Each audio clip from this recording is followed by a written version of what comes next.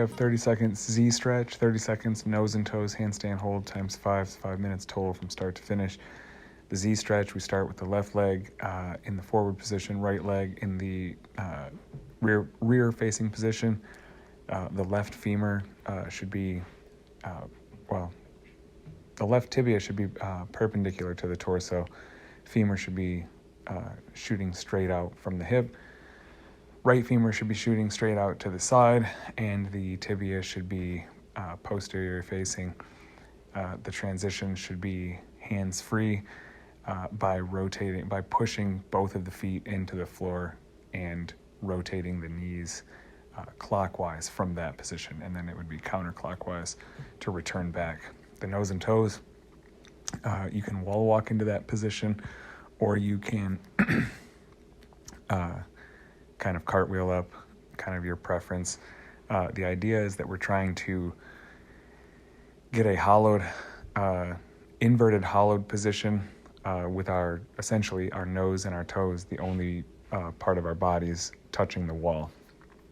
If it's not feasible or possible for us to hold a nose and toes handstand hold just yet, we can hold any wall-facing handstand position just with a modified range of motion, as long as we are simulating the nose and toes position. So you could even be at like a 30-degree handstand hold and get in a solid hollow position. It should be from the nose all the way to the hips should be kind of an angle away from the hands, and then the angle from the hips to the toes should be angled back in towards the hands. The Metcon for today, it's sort of a double Tabata.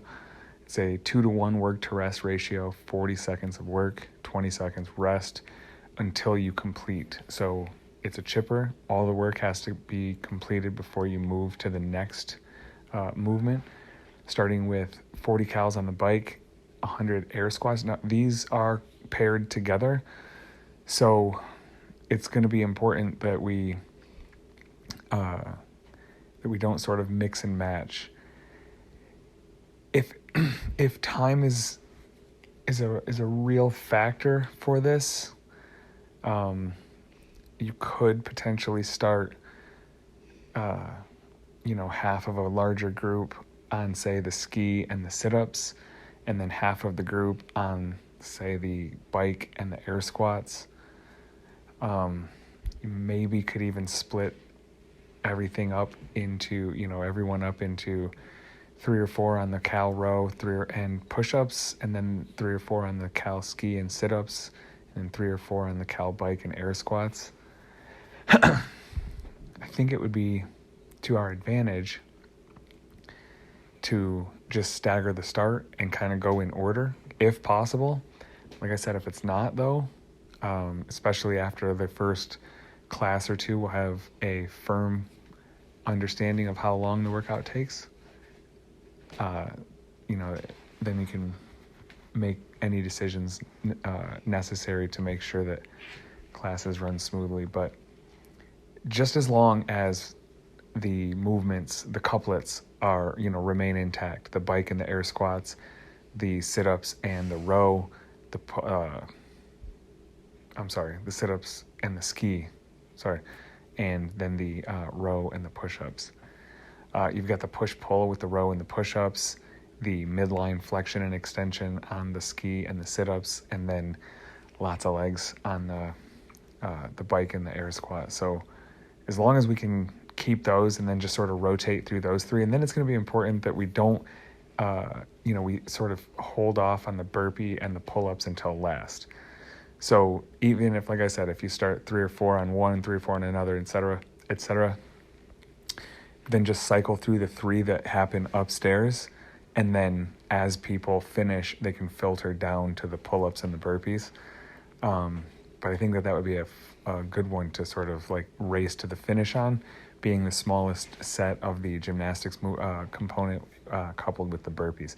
So the 40 seconds work, 20 seconds rest, supposed to be a driving factor to keep the intensity higher than you would if it were just for time. So if it were for time, you might take a work to rest ratio anyhow, but now it's determined or dictated where and when you take the rests. So if you take a rest during the 40 seconds of work window, that's fine, but you're just adding to the amount of rest that you're taking during any given minute, because you can't work during the 20 seconds rest. So everyone would be on a 40-second work, 20 rest. So if you finish one thing and then you want to move on to the next because you still have some time remaining in your work window, you can do that. So if you wrap up the 40 cals on the bike and you still have 15 seconds left, feel free to hop off and start chipping away at the air squats.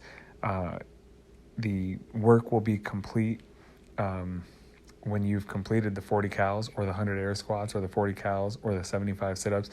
The sit-ups can be, I kind of left that a little ambiguous. You can make it whatever you want. So if it's, if you've been practicing GHD, feel confident doing some GHD sit-ups, whatever the number is, it's kind of up to you, meaning how many of the 75 you choose to do as GHD.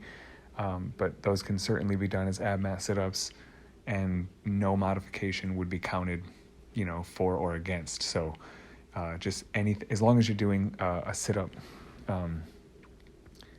you're checking the box as far as the workout is concerned.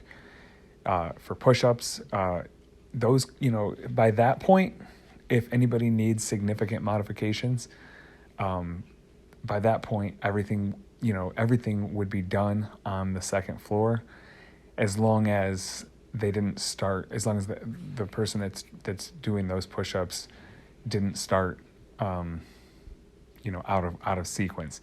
So maybe if we do start out of sequence, any athletes that need significant modifications for the push-ups, maybe goes in the correct order and then can finish by going downstairs to utilize any modifications needed on the squat racks, or whether it's banded or using a barbell for an incline push-up. I just paused, and I was going to say I'm going to count up what I think the workout would take. So we could put a cap on it. I counted them out. I basically counted 10 cals per minute, just sort of, that's the over-under that I use for these. I mean, I know that way more than that can be achieved, and I know that way less than that could possibly be achieved, but it all just sort of comes out in the wash, and it just sort of rounds out to about 10 per, I'd say, on average. And then particularly with this one being that it's not per minute, it is per minute, but it's not, right? It's not per full minute.